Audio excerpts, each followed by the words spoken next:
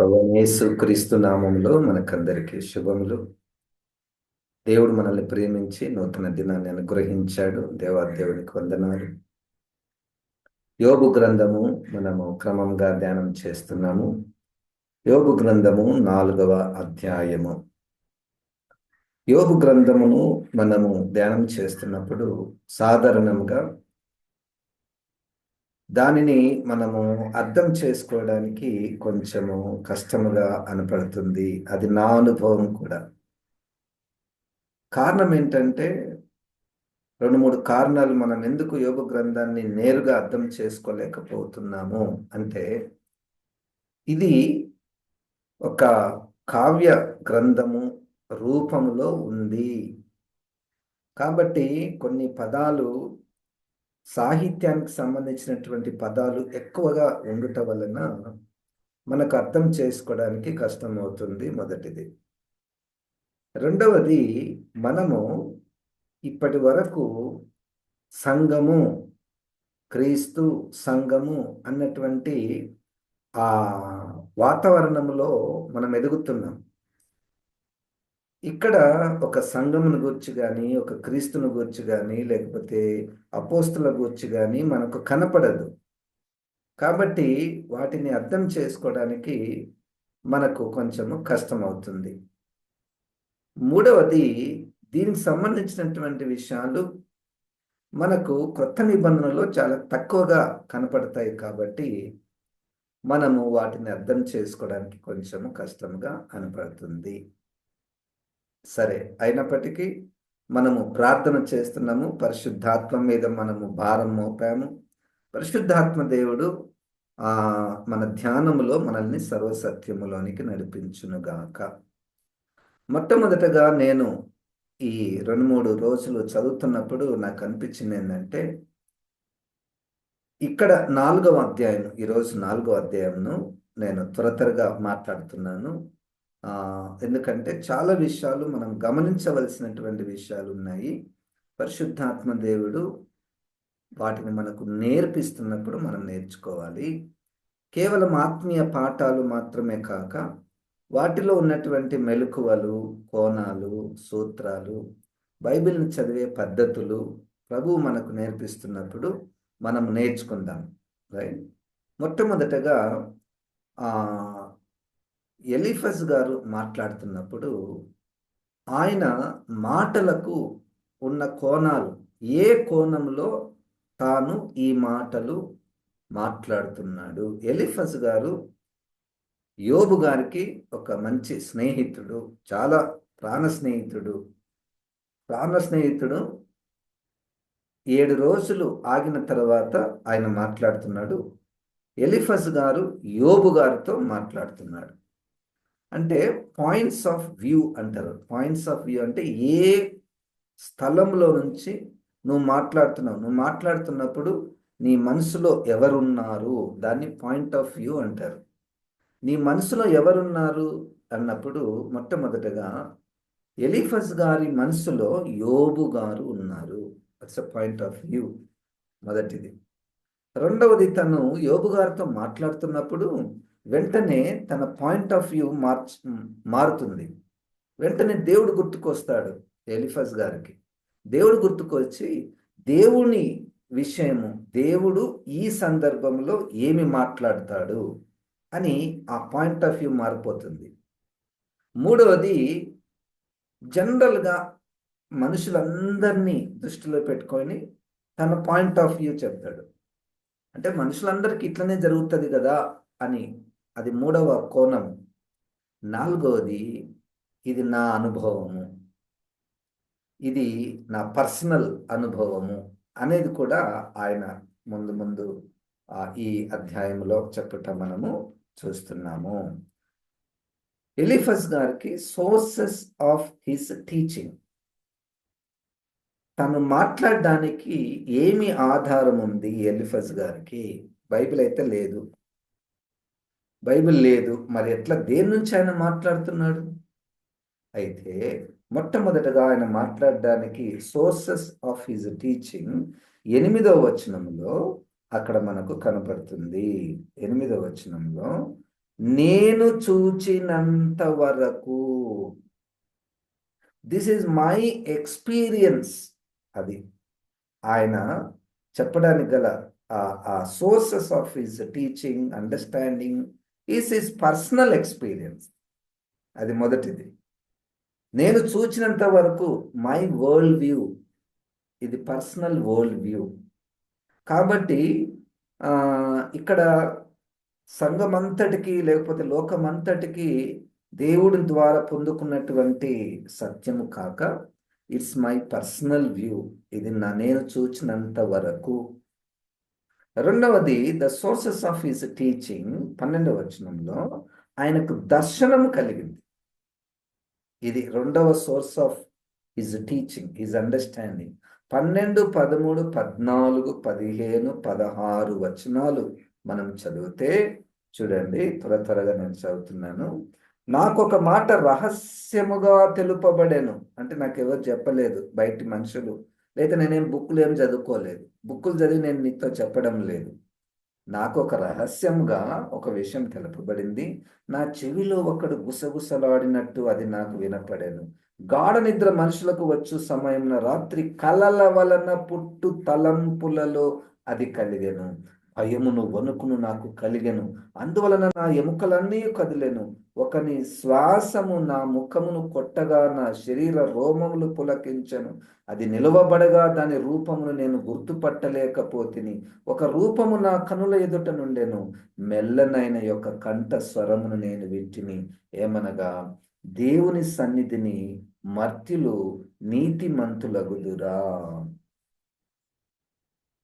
అంటే ఒక దర్శనము, లేకపోతే ఒక రూపము, ఒక స్వరము, ఇవన్నీ ఆయన వింటున్నాడు ఎలీఫజ్ గారు.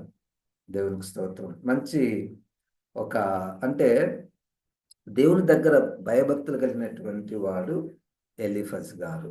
తాను ఏదైతే గ్రహించాడో అదే యోబు గారితో మాట్లాడుతున్నాడు. ఈ 4వ అధ్యాయంలో ఆయన 4 రకాలైనటువంటి బోధలు చేశాడు. 4 రకాలైనటువంటి బోధలు. మొట్టమొదటిగా he spoke about Job, teachings about Job. యోబు గారి గురించినటువంటి విషయాలు బోధించాడు మొదటిది. దేవుని గూర్చినటువంటి విషయాలు బోధించాడు రెండవది. సాధారణమైనటువంటి మనుషులను గురించి బోధించాడు మూడవది. మరియు పేదవారు అంటే మంచి, ఏ తప్పు చేయనటువంటి వారు, ప్యూర్గా ఉన్నటువంటి వారు, సపరేటెడ్ పీపుల్ గురించి కూడా ఆయన మాట్లాడడం జరిగింది. ఈ 4 బోధలు మనకు ఈ 4వ అధ్యాయంలో కనపడుతున్నాయి. మొట్టమొదటగా యోబు గారిని గురించి ఆయన చెప్పినటువంటి మాటలు, ఎలీఫజ్ గారు యోబు గారిని గురించి చెప్పినటువంటి మాటలు. యోబు గారిని గురించి మాట్లాడుతున్నప్పుడు ఆయన యోబు గారిలో ఉన్నటువంటి మంచి విషయాలు చెప్తూ, యోబు గారిలో ఉన్నటువంటి కొన్ని బలహీనతలను కూడా ఆయన ప్రస్తావిస్తున్నాడు.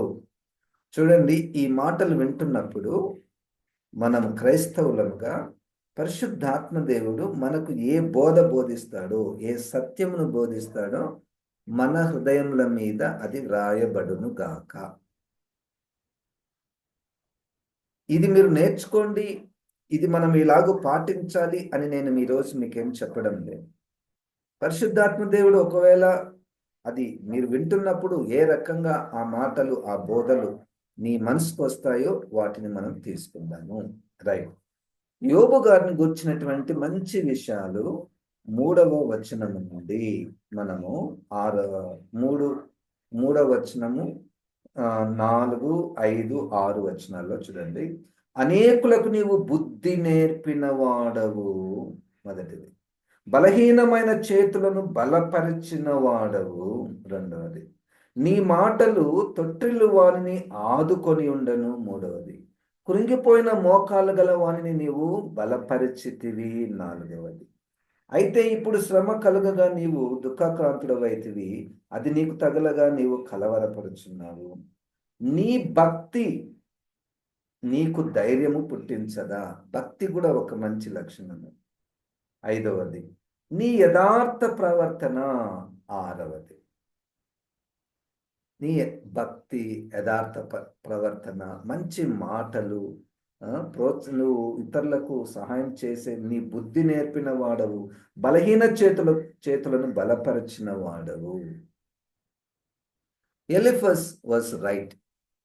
ఎలిఫస్ గారు యోబు గారిని గూర్చినటువంటి విషయాలు, ఇక్కడ ఇప్పటి వరకు చెప్పినటువంటి విషయాలు అవి కరెక్ట్. ఇప్పుడు ఎలిఫస్ గారికి ఏదో ఒక దర్శనంలో స్వరము, మెల్లని స్వరము, ఆత్మరూపంలో ఉన్నటువంటి స్వరము ఏదైతే వినపడిందో ఆ మాటలు యోబున్ గారికి వచ్చినటువంటి చెప్పడము. ఇదే విషయాలు మనం కొత్త నిబంధన వెలుగులోనికి తీసుకుని వచ్చి మనల్ని మనం చూసుకుంటే, is it so? Is the New Testament also teaching the same thing about Christians? Yes. అనేకులకు నీవు బుద్ధి నేర్పిన వాడవు. బుద్ధి నేర్పిన వాడవు అంటే మంచిగా ఉండండి, అట్లా ఉండద్దు, ఇట్లా ఉండాలి, మనం దేవుని ఎడల భయభక్తులు కలిగి ఉండాలి, ప్రార్థన చేసుకోవాలి అన్నటువంటిది కొత్త నిబంధన వెలుగులో సత్యమే కదా. మనము మన పిల్లలకు లేకపోతే మన బంధువులకు బుద్ధి నేర్పించుట మంచి లక్షణము, క్రైస్తవుని లక్షణము. బలహీనమైన చేతులను బలపరిచిన వాడవు. దేవునికి స్తోత్రం. రోమపత్రికలో 15వ అధ్యాయములో 1వ వచనములో అక్కడ కూడా మనకు, కాగా బలవంతులమైన మనము మనలను మనమే సంతోషపరచుకొనక బలహీనుల దౌర్బల్యములను భరించుటకు బద్ధులమై ఉన్నాము. 14వ అధ్యాయంలో కూడా 1వ వచనంలో, విశ్వాసం విషయమై బలహీనుడైన వానిని చేర్చుకొనుడి, అయినను సంశయములను తీర్చుటకు వాదములను పెట్టుకొనవద్దు. ఇది కొత్త నిబంధన వెలుగులో కూడా సరిగ్గానే కనపడుతున్నది. బలహీనమైన చేతులను బలపరిచిన వాడవు యోబు గారు. ఇది ఎలిఫస్ గారు కూడా ఒప్పుకుంటున్నాడు. ఇది కొత్త నిబంధన కూడా మనకు ఒప్పుకుంటుంది. If you feel that you are so strong, ఇది మొదటి పాఠముగా నేను గ్రహించుచున్నాను. నేను నిజంగానే ఆత్మీయతలో కొంచెం బలంగానే ఉన్నాను అంటే, immediate responsibility is to strengthen the week కదండి. ఎవరైతే బలహీనులుగా ఉన్నారో వారిని బలపరుచుటకు నువ్వు బలవంతుడవు. దేవునికి స్తోత్రం, హల్లెలూయా. అది మొదటి పాఠము. చాలా విషయాలు ఉన్నాయి కాబట్టి నేను ఎక్కువగా దాని గురించి నేను మాట్లాడటలేదు. 4వ వచనంలో, నీ మాటలు తొట్టిల్లు వానిని ఆదుకొని ఉండెను. ఇది కూడా కొత్త నిబంధనలో అది బలమైనటువంటి మాట. మన మాటలు తొట్టిల్లు వానిని ఆదుకొని ఉండెను. దేవునికి స్తోత్రం. అది నేను నేర్చుకోవాలి. అది నువ్వు నేర్చుకుంటే బాగుంటుంది. ఎంతోమంది తొట్టిల్లుతుంటారు, పడిపోతుంటారు, పాపంలో ఉంటారు, బలహీనతలు కలిగి ఉంటారు, అన్ని బాగానే ఉంటాయి కానీ ఇంకా 2-3 విషయాల్లో బాగుండరు. అయితే మన మాటలు వారిని విమర్శించే విధముగా కాకుండా, వారి తప్పులను మనం ఎత్తి చూపకుండా, వారి తప్పులను తీసుకొని ఇంకొకరికి చెప్పకుండా, ఇది ఒక స్పిరిట్ అండి. ఒక స్పిరిట్. నాకు కూడా ఆ స్పిరిట్ అప్పుడప్పుడు వస్తుంటుంది. ఒకరి బలహీనతలను చూచినప్పుడు వారి విషయాలను ఇతరులకు చెప్పడంలో ఇష్టపడుట నో.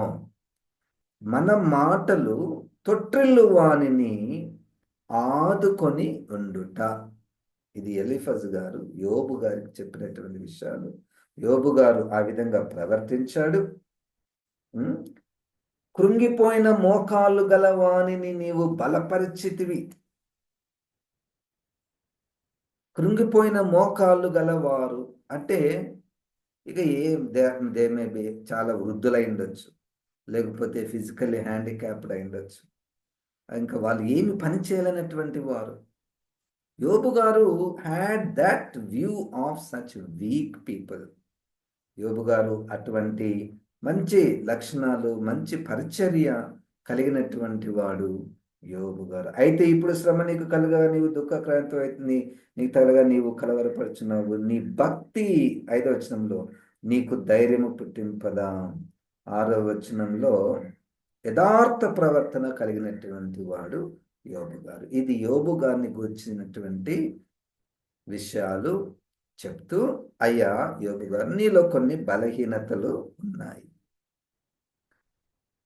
చూడండి 5వ వచనం, అయితే ఇప్పుడు శ్రమ నీకు కలగగా నీవు దుఃఖాక్రాంతుడవైతివి, అది నీకు తగలగా నీవు కలవరపడుచున్నావు. నువ్వు ఒకరి శ్రమలో ఉన్నప్పుడు వారిని బలపరిచావు. మరి నీకు శ్రమ వచ్చినప్పుడు నిన్ను నువ్వే బలపరుచుకున్నావా అన్నట్టు. నిన్ను నువ్వే బలపరుచుకున్నావా? నిన్ను నువ్వే ధైర్యం చెప్పుకున్నావా? నీ భక్తి నీకు ధైర్యము పుట్టించలేదా? నీ యథార్థ ప్రవర్తన నీ నిరీక్షణకు ఆధారము కాదా? ఇది క్రొత్త నిబంధన వెలుగులో ఈ మాటలు సరైనటువంటివే. ఈ మాటలు ఎలీఫజ్ గారి యొక్క మాటలు సరైనటువంటివే. చూడండి, మనము చూచే కోణాన్ని బట్టి ఈ విషయాలు మనకు అర్థం అవుతాయి. ఎలీఫజ్ గారి యొక్క బోధలన్నీ కూడా సరైనటువంటివే ఒక కండిషన్లో. ఏం కండిషన్ అంటే, he doesn't know the source of Job's suffering. Cause of the Job's suffering.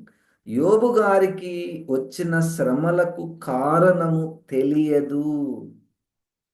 ఎవరికి తెలుసు? పరలోకంలో ఆ కోర్టులో దేవునికి అపవాదికి జరిగిన సంభాషణ ఎవరికి తెలుసు? ఎవరికి తెలియదు? యోబు గారికి తెలియదు, ఎలీఫజ్ గారికి తెలియదు. కాబట్టి వాళ్ళు చెప్పిన మాటలన్నీ సత్యమే. మనము చాలా దూరంగా ఉన్నాం. మనం చూసే దృష్టి ఇప్పుడు 2 చూడగలుగుతున్నాం. వాళ్ళు ఒకటే చూస్తున్నారు. ఎలీఫజ్ గారికి యోబు ఒక్కడే కనపడుతున్నాడు. మనకు యోబు కనపడుతున్నాడు, ఎలీఫజ్ గారు కనపడుతున్నాడు, దేవుడు కనపడుతున్నాడు, అపవాది కనపడుతున్నాడు. మొత్తం సిస్టమ్ అంతా ఎట్లా స్టార్ట్ అయింది, ఎక్కడ ఏమవుతుంది అని మనం చూడగలుగుతున్నాం. సరే, అక్కడ ఎలీఫజ్ గారు నీ భక్తి నీకు ధైర్యము పుట్టింపదా, ఎందుకు నువ్వు కృంగిపోయి ఉన్నావు? ఇప్పుడు క్రైస్తవులకు ఒక ప్రోత్సాహమైనటువంటి ఒక హెచ్చరిక, మనకు నిజమైన భక్తి ఉంటే మనము శ్రమలలో కూడా మనకు ధైర్యము కలిగి ఉంటాము. అది అపోస్తుల యొక్క అనుభవము. అపోస్తులు సంఘానికి బోధించినటువంటి విషయాలు కూడా అదే. నీవు యథార్థంగా ప్రవర్తిస్తే నీకు నిరీక్షణ ఉంటుంది. What matters when you are persecuted. ఎంతోమంది సేవకులు కానీ విశ్వాసులు కానీ తమ విశ్వాసాన్ని బట్టి వారు ధైర్యంగా ఉంటున్నారు. ధైర్యం అనేటువంటి నిరీక్షణ ఉంది. ఎందుకంటే మా జీవితం కొంచెమే సార్, మా జీవితం కొంచెమే, తర్వాత మేము ఎట్లా లేస్తాము, దేవునితో నిత్యం ఉంటాము అని వాళ్ళు చాలా ధైర్యముగా ఉంటారు. మరణములో సహితము వారు భయపడరు. నిందలు వచ్చినా వారు భయపడరు. అది యోబు గారిలో ఆ 2 లక్షణాలు. ఎలీఫజ్ గారు ఆ బలహీనతలను ఆయన గుర్తుపట్టాడు. ఇది యోబు గారిని గూర్చినటువంటి బోధ మొదటిది. రెండవది, దేవుని గూర్చినటువంటి బోధ. ఎలీఫజ్ గారు దేవుణ్ణి ఏ విధంగా అర్థం చేసుకున్నాడో చూద్దామండి. 8 నుండి 11 వచనాల వరకు దేవుడు భక్తిహీనులను శిక్షిస్తాడు. చూడండి, నేను చూచినంత వరకు అక్రమమును దున్ని కీడును విత్తువారు దానినే కోయుదురు. కరెక్ట్. దేవుడు ఊదగా వారు నశించుదురు, ఆయన కోపాగ్ని శ్వాసం వలన వారు లేకపోదురు. సింహ గర్జనయు క్రూర సింహపు శబ్దమును నిలిచిపోవును, కొదమ సింహముల కోరలను విరిగిపోవును. ఎరలేనందున ఆడు సింహము నశించును, సింహపు పిల్లలు చల్ల చెదర కొట్టబడును. ఇదంతా a poetic way of expressing God's judgment on the wicked. అక్రమము చేయు వారి విషయంలో దేవుడు శిక్షను విధిస్తాడు. ఎలీఫజ్ గారు ఈ మాటలు చెప్పే విషయంలో కొంచెము తనకు తెలియదు కాబట్టి, అంటే ఇండైరెక్ట్గా ఇంత శ్రమ వచ్చిందంటే, ఇంత పెద్ద సింహమే పడిపోయిందంటే, ఇంత పెద్ద సింహముకే ఆకలి వచ్చిందంటే, ఆ ఏదో అక్రమం జరిగింది. అది ఎనిమిదవ వచనంలో ఎనిమిదవ వచనంలో అక్రమమును దున్ని కీడును విత్తువారు దానిని కోయుదురు. ఎలీఫజ్ గారు ఎవరితో మాట్లాడుతున్నాడు? యోబుతో మాట్లాడుతున్నాడు. కానీ ఇది దేవుని విషయమై మనం ఇన్ జనరల్గా మనం తీసుకుంటే, అక్రమం చేయవారిలో వారి విషయంలో వాళ్ళు దేవుని శిక్షనే విత్తుతారు. రైట్, మొదటిది. రెండవది, దేవుని విషయం ఆయన ఏం బోధిస్తున్నాడు చూడండి. ఆయన 18వ వచనంలో, ఆయన దేవుడు తన సేవకులను నమ్ముటలేదు, తన దూతల యందు లోపములు కనుగొనుచున్నాడు. జిగటమంటి ఇండ్లలో నివసించు వారి యందు, మంటిలో పుట్టిన వారి యందు, చిమ్మట చితికిపోవునట్లు చితికిపోవారి యందు మరి ఎన్ని కనుగొనును. ఇది కూడా నిజమే. అంటే దేవుడు తన సేవకులు, తన దూతలను కూడా ఆయన చూస్తున్నాడు. వారిలో తప్పిదాన్ని కూడా గమనిస్తున్నాడు. ఆ దూతల్లోనే దేవుడు లోపలను కనుగొనగలిగితే, మంటితో చేయబడినటువంటి మనము ఆయన దృష్టిలో ఏ పాటి వారము? ఇది కరెక్ట్ కదండి. మనం ఏ పాటి వారము? తన దగ్గర యుగ యుగములు జీవిస్తున్నటువంటి ప్రధాన దూత అయినటువంటి అపవాదిలోనే, తన దూతలలోనే ఆయన తప్పులు కనుగొన్నాడు. మంటితో చేయబడినటువంటి మన విషయంలో ఆయన ఎన్ని కనుగొనగలడు? ఇది దేవుని గురించినటువంటి బోధ. తర్వాత ఎలీఫజ్ గారు మూడవ బోధ. ఇది సాధారణమైనటువంటి మనుషులందరి విషయమై ఆయన ఏమి బోధిస్తున్నాడు. ఇంతకుముందు మనం చెప్పినట్లు 8 నుండి 11 వచనాల వరకు అక్రమము చేసేటటువంటి వారు ఎవరైనా దేవుని ఉగ్రతకు పాలు కావలసిందే. 8 నుండి 11 వచనాల వరకు. ఈరోజు మనం ఏం నేర్చుకుంటున్నామంటే, ఎలీఫజ్ గారి యొక్క బోధలు, యోబు గారిని గూర్చినటువంటి బోధలు, దేవుని గూర్చినటువంటి బోధలు, సాధారణమైనటువంటి మనుషులను గూర్చినటువంటి బోధలను మనము చూస్తున్నాం. మొదటిది, అక్రమం ఎవరు చేసినా దేవుని ఉగ్రతకు పాలు కావలసిందే. 17వ వచనంలో మానవులం గురించి ఆయన ఏం చెప్తున్నాం చూడండి. తమ్ము సృజించిన వాని సన్నిధి నరులు పవిత్రులగుదురా. ఇది కొత్త నిబంధనలో 3వ అధ్యాయములో రోమా పత్రికలో, ఏ మనుష్యుడు దేవుని ఎదుట నీతిమంతుడిగా కనపడగలడు? కదండి, ఇది సత్యమే కదా. మానవులందరూ, ఏ మనుషుడు కూడా దేవుని ఎదుట పవిత్రులు కాలేరు. 19-20 వచనం మానవులను గురించినటువంటి బోధలు. జిగటమంటి ఇండ్లలో నివసించు వారి యందు, మంటిలో పుట్టిన వారి యందు, చిమ్మెట చితికిపోవునట్లు చితికిపోవు వారి యందు మరి ఎన్ని కనుగొనును. మనము జిగటమంటితో సృష్టించబడిన వారము, జిగటమంటి ఇండ్లలో జీవిస్తున్నటువంటి వారము. మనలో దేవుడు ఎన్ని కనుగొనగలడు, ఎన్ని తప్పిదాలు కనుగొనగలడు? ఇది సత్యమే కదా. ప్రజలందరి విషయంలో దేవుడు ఇన్ని విషయాలు కనుగొనగలడు. 21వ వచనంలో,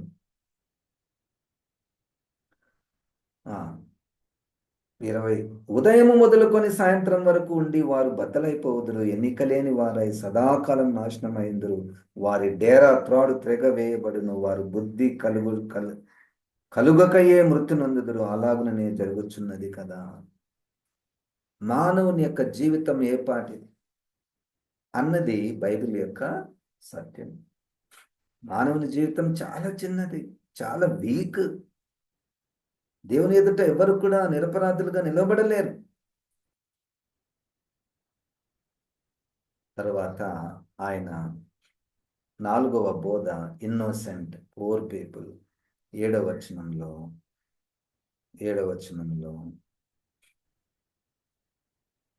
జ్ఞాపకం చేసుకును, నిరపరాధి అయిన యొక్కడు ఎప్పుడైనా నశించున్నావు. యథార్థవంతులు ఎక్కడైనా నిర్మూలమవుతారా? నిరపరాధులు, యథార్థవంతులకు దేవుని ఉగ్రత ఉండదు. అది పాయింట్. యథార్థవంతులకు.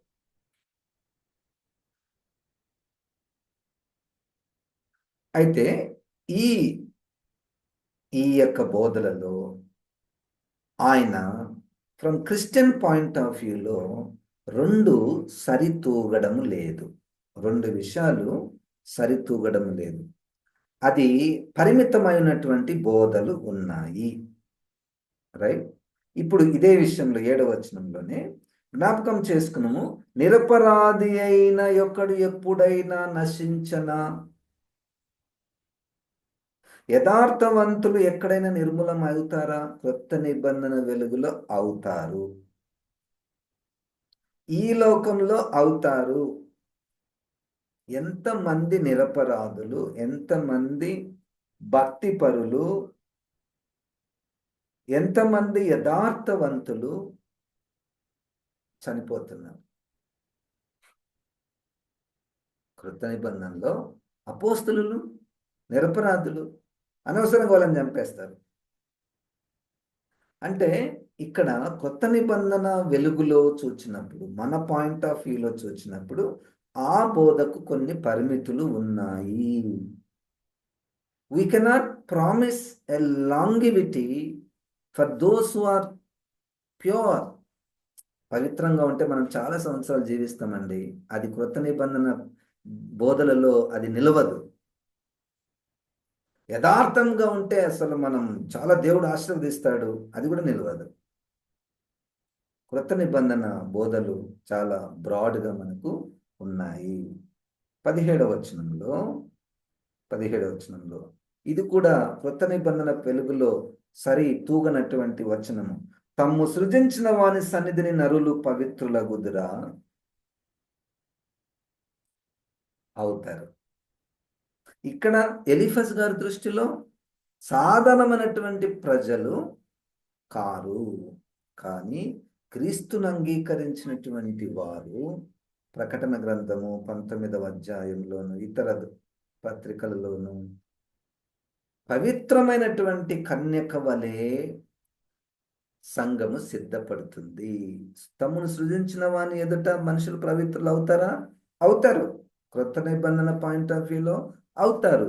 ఎలీఫస్ గారి దృష్టిలో అది కూడా సాధారణమైనటువంటి ప్రజలు మాత్రము.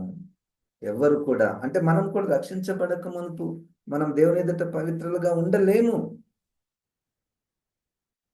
కనుక ఈ యొక్క ఎలీఫస్ గారి యొక్క బోధలు మనం చూస్తే దాదాపుగా అన్ని బోధలు సరైనటువంటివే, కానీ కొన్ని పరిమితులు ఉన్నాయి. 2 పరిమితులు. ఒకటేంటంటే యోబు గారి యొక్క సఫరింగ్కి కారణము తెలియకుండా నువ్వు ఏదో తప్పు చేసింటావు, అక్రమం జరిగి ఉంటుంది, కాబట్టి ఈ శ్రమకు కారణం అదే అని చెప్పడంలో ఎలీఫస్ గారు పొరపాటు పడ్డాడు. తెలియదు అది. ఆయన వరకు, ఆయన అనుభవం వరకు ఆయన కరెక్టే, కానీ దేవుని నుంచి ఆయన ఆలోచించలేకపోయాడు. సాధారణంగా ఇదే కదా జరిగేది అనుకున్నాడు. భూలోక విషయాలకు మాత్రమే పరిమితం అయ్యాడు. అయినా చాలా నిత్య సత్యాలు, కొత్త నిబంధనకు సరిపోయినటువంటి మాటలు ఎన్నో మనం ఎలీఫస్ గారి ద్వారా విన్నాము. పరిశుద్ధాత్మ దేవుడు మనల్ని సర్వసత్యములోనికి నడిపించునుగాక. ఆమేన్. జీవం గల తండ్రి, వాక్యమైన ప్రభువా, మేమెన్నో మాటలు నాయన ధ్యానించాము, నాయన బోధించాము, విన్నాము ప్రభువా. నీవే నాయన మమ్మల్ని సర్వ సత్యములోనికి నడిపించుము. సత్యమైన మాటలు మా హృదయంలో రాయమని యేసు క్రీస్తు నామమున ప్రార్థిస్తున్నాము తండ్రి. ఆమెన్. ఇప్పుడు మన పరమ తండ్రి అయిన దేవుని యొక్క ప్రేమ, ప్రభువైన యేసు క్రీస్తు యొక్క కృప, పరిశుద్ధాత్మ దేవుని యొక్క సహవాసం మనందరికీ సదాకాలము తోడై ఉండును గాక. ఆమెన్. ఆమెన్. దేవుడు మనల్ని దీవించును గాక.